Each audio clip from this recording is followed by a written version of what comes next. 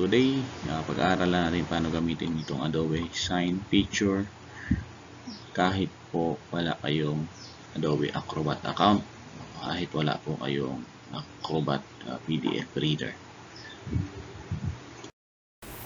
So makakatanggap kayo ng email kung sino mang nagpapasign sa iyo sa EcoSign at ecosign.com.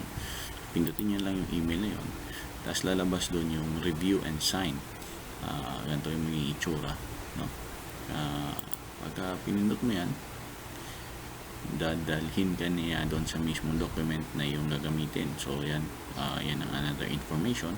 Then pindutin mo lang tong tick box na start para mag-start ka na magpirma. Then click here to sign. So you have an option to type your name, to draw your signature, to attach a scanned copy of your signature, or use your mobile device. For our case, yan, mag-drawing tayo. Yan. Tapos since wala kang Adobe account, type mo yung pangalan.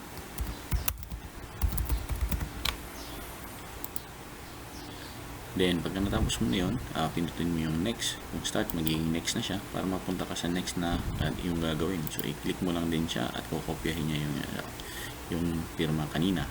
Then lalabas itong final na yung kailangan gawin at pipindutin upang magawa mo na yung Adobe Sign. And you're all set. You have two options. Pwede mo i-download dito yung pinirmahan, at pag binuksan mo tong pinirmahan mo, lalabas na dito yung napirmahan na document, or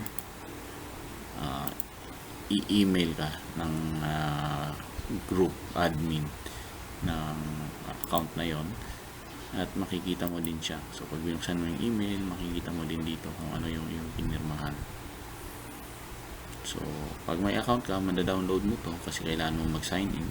Pero pag wala, ayan, makikita mo lang din yan. Manda-download mo lang siya mismo, yung mismong device, ay yung mismong soft copy yung ginawa. Okay, so madali lang siya.